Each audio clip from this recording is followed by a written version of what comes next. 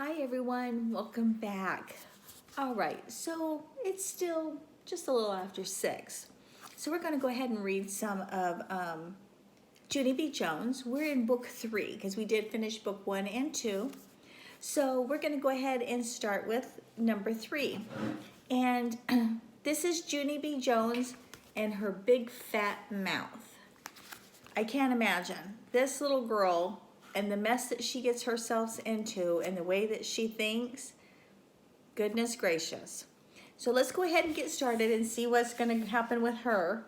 I think we might have met everybody, I think, that's in room 9 in her classroom. Again, remember that she doesn't remember her teacher's last name, so she just refers to her as a Mrs. And we're going to go ahead and get started with, again, Junie B Jones and her big fat mouth. And we are going to read chapter 1, which is called Punishment. My name is Junie B Jones. The B stands for Beatrice. Except I don't like Beatrice. I just like B. And that's all. I go to kindergarten. My room is named room 9. There are lots of rules in that place, like no shouting and no running in the hall and no butting the other children in the stomach with your head. My teacher's name is Mrs. She has another name too, but I just like Mrs., and that's all. Last week, Mrs. clapped her loud hands together. Then she made an announcement to us. Announcement is the school word for telling us something very important. Boys and girls, may I have your attention, please, she said. Today is going to be a very special day in room 9. We are going to be talking about different careers you can have when you grow up. Yeah, only guess what, I said. I never even heard of that dumb word careers before. And so I won't know what the heck we're talking about. Mrs. made squinty eyes at me. A career is a job, Junie B, she said, and please raise your hand before you speak. Then Mrs. talked some more about careers, and she said Monday was going to be called Job Day. And everybody in room 9 would come to school dressed up like what kind of job they wanted to be. After that, room 9 was very excited, except for me, because I had a big problem, that's why. Yeah, only guess what, I said. I don't know what I want to be when I grow up. And so that means I can't come to school on Monday.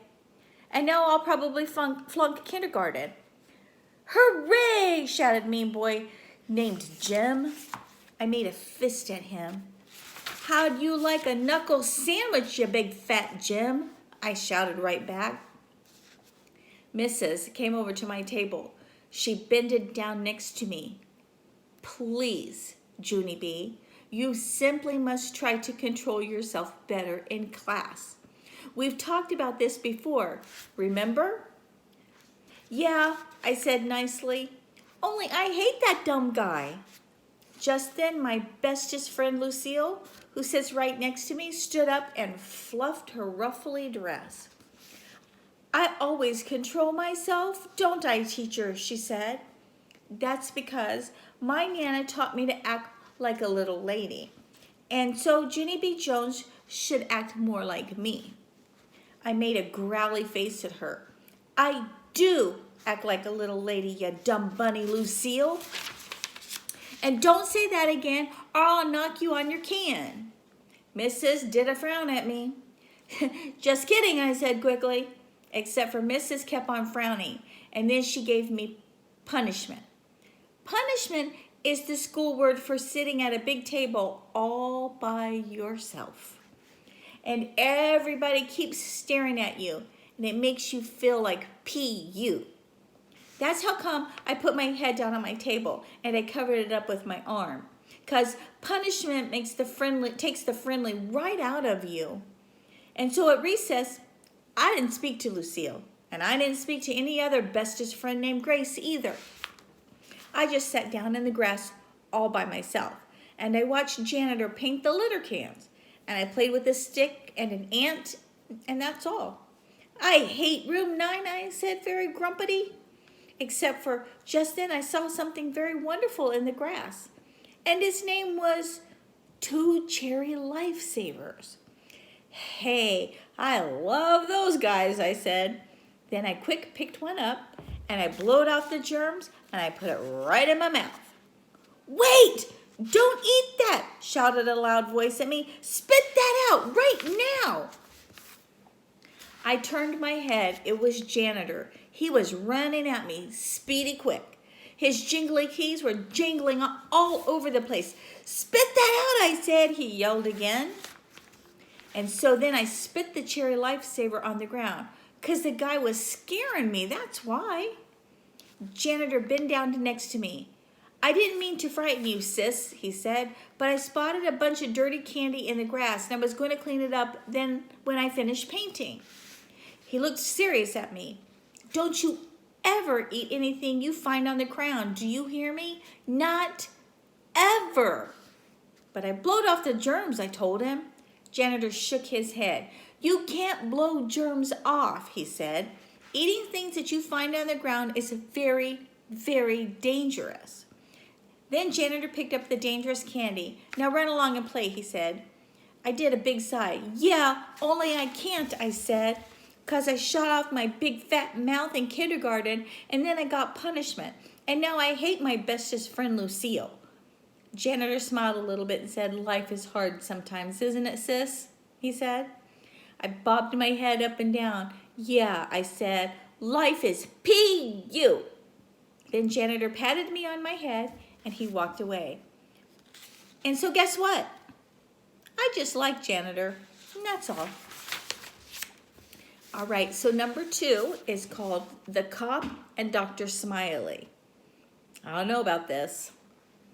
When he came in from recess, Mrs. was clapping her hands loud together again. Boys and girls, please take your seats quickly. I've got a wonder surprise for you. Then I got very excited inside my stomach because surprises are my most favorite thing in the whole world. Is it jelly donuts? I shouted. Mrs. put her fingers to her lips. That means be quiet. Yeah, only guess what? Jelly donuts are my most favorite kind of donuts, except I also like the creamy kind, and the chocolate kind, and the kind with rainbow sprinkles on the top. After that, my mouth got very watering, and some drool fell on the table. I wiped it up with my sweater sleeve. Just then there was a knock on the door. Mrs. hurried to open it. Hey, it's a cop, I hollered, very excited. The cop came into room 9.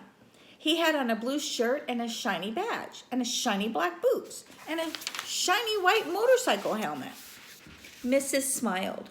Boys and girls, I would like you to meet my friend, Officer Mike. Officer Mike is a policeman. Who can tell me what policemen do? I can, I called out.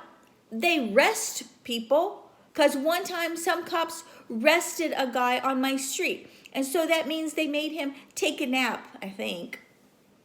Just then, that Jim I hate laughed very loud. They didn't arrest him, stupid, he hollered. They arrested him. That means they took him to jail. And so your neighbor's a dirty, rotten jailbird. Then the other kids laughed too, and so I hided my head. Yeah, only I hardly even knew the guy, I said to just myself. After that, Officer Mike took off his shiny white helmet, and he told us some stuff that cops do, like give our dads speeding tickets and arrest drunk guys. Also, he also let us play with his handcuffs and his shiny white helmet. Except for the helmet was very too big for my head, and it covered my whole entire eyes. Hey, who turned out the lights? I said. Because that was a funny joke, of course. Then another knock came on the door. This time it was a lady in a long white jacket. She was carrying a giant red toothbrush. Boys and girls, this is Dr. Smiley, said Mrs. Dr. Smiley is a children's dentist. Dr. Smiley hung up some posters of teeth. Then we talked about Mr. Tooth Decay. And she said to brush your teeth at night and also in the morning. Yeah, because if you don't brush in the morning, your breath smells like stink. I said. After that, I showed Dr. Smiley my wiggling tooth. Losing baby teeth is exciting, isn't it? She asked. Yeah, I said, except I don't like the part where you cry and spit blood. Dr. Smiley made a sick face. Then she passed out minty green dental floss, and all the kids in room 9 practiced flossing. Flossing is when you pull strings through your mouth. Only pretty soon an accident happened. That's because a boy named William winded his floss too tight, and his teeth and head got in a tangled knot ball. And Dr. Smiley couldn't undo him. Then Mrs. had to call janitor speedy quick. And so he runned to room 9 and he shined his giant flashlight on William's mouth. And then Dr. Smiley got the dangerous floss right out of there. Room 9 clapped and clapped. Dr. Smiley did a bow. Then Mrs. said that maybe some of us might like to dress up like a dentist or police officers on job day. Yeah, only what if you don't like drunk guys or bloody teeth, I said. Mrs. rolled her eyes way up at the ceiling. Then she walked Officer Mike and Dr. Smiley out into the hall. That's when room 9 started buzzing very loud. Buzzing is what you do when your teacher leaves the room. I'm going to dress up like an actress on job day, said a girl named Emily. I'm going to dress up like a princess, said my bestest friend Lucille, that I hate. I did a giggle. I'm going to dress up like a bullfighter, I said. Then I ran speedy fast around the room, and I butted that mean Jim in the stomach with my head. And guess what? I didn't even get caught. That's what. All right, chapter 3 is me and my big fat mouth. After school was over, me and my bestest friend Grace walked to the bus together, except for that Grace kept on wanting to skip, and I didn't. How come you don't want to skip? She asked. Me and you always skip to the bus. I know, Grace, I said, but today I've got a very big problem inside my head. And it's called I still don't know what job I want to be when I grow up. I do, said Grace. I'm going to be Mickey Mouse at Disneyland. I did a big sigh at her. Yeah, only too bad for you, Grace, I said, because there's only one real alive Mickey Mouse, and you're not him. That Grace laughed very hard. Mickey isn't real, silly. He's just a mouse suit with a guy inside. And so just then I felt very sickish inside to my stomach because I didn't know Mickey was a suit. That's why. What did you have to tell me that for, Grace? I said, real upset. Now I feel very depressed. Excuse me. Then I hurried up on the bus and I scooted way over by the window. Except I couldn't get any peace and quiet because everybody kept on talking about dumb job day. I'm going to be a famous singer, said a girl named Rose. I'm going to be a famous baton twirler, said another girl named Lenny. Then a girl named Charlotte said she was going to be a famous painter. Famous painters are called artists, she explained, and artists are very rich. After that, I felt a little bit cheerier because guess what? Grandma Miller says I paint beautifully. That's what. Hey, maybe I'll be a famous painter too, I said. I'm going to be a prison guard, said a boy named Roger. My Uncle Roy is a prison guard, and he gets to carry the keys for the whole entire prison. Then my mouth did a smile, because one time my dad gave me a key to the front door, and I unlocked it all by myself. And I didn't even need any help. Hey, maybe I might carry keys too, Roger, I said, because I know how to use those things very good. Just then, William raised his hand very bashfully. I'm going to be a superhero and save people from danger, he said. And so then I jumped right out of my seat because that was the bestest idea of all. Me too, William, I hollered, because that sounds very exciting, I think. And so I'm going to save people from danger too. Then that mean Jim jumped up at me. Copycat, copycat, you are just copying everybody else. And anyway, you can't be 3 jobs, you can only be 1. I made a growly face at him. I am just being 1 job, I said, very angry. It's a special kind of job where you paint and unlock stuff and you save people. So there, ha ha on you. That Jim made a cuckoo sound at me. Junie, he said, Junie B Jones. There's no such job like that in the whole entire universe. Yes, there is too, you big fat Jim, I yelled. And it's the bestest job in the whole wide world. He crossed his arms and did a mean smile. Okay, then what's the name of it, he said. Then the bus got very quiet, and everybody kept on waiting and waiting for me to say the name of my job. Except I just couldn't think of anything. And so my face got very reddish and hot. Then I felt like P.U. again. See, told ya, said that mean Jim. There's no such job. Told ya, told ya, told ya. After that, I sat down very quiet and I stared out the window. 'Cause the sickish feeling was back inside my stomach again. That's why, me and my big fat mouth. All right, number 4 is going to be Dumb Ollie. I got off the bus at my corner. Then I runned to my house, speedy quick. Help! Help! I'm in big trouble, I yelled to Mother, 'cause I accidentally shot off my big fat mouth on the bus, and now I have to paint and unlock stuff and save people from danger. Only what kind of stupid job is that? Back here, called Mother. Back here means the nursery. Excuse me. The nursery is the place where my new baby brother named Ollie lives. I ran there my very fastest. Mother was rocking Ollie in the rocking chair. He was a little bit sleeping. I need to talk to you very bad, I shouted some more, 'cause I did a big fib, and now I don't know how to get out of it. Just then, Ollie waked up. He started crying very much. Great, said Mother very growly. Yeah, only sorry, but I'm upset here, I explained. Ollie screeched louder and louder. His voice sounded like a scratchy sore throat. Mother put him on her lap. Then she rubbed the sides of her forehead with her fingers. That's 'cause she had my brain headache, I think.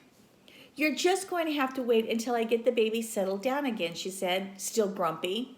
Yeah, only I can't wait 'cause Mother butted in. Not now, Junie B. I'll be out to talk to you as soon as I can. Now please go. Then she pointed at the door. Pointing means O-U-T. Darn it, I said. Darn it, darn it, darn it, darn it.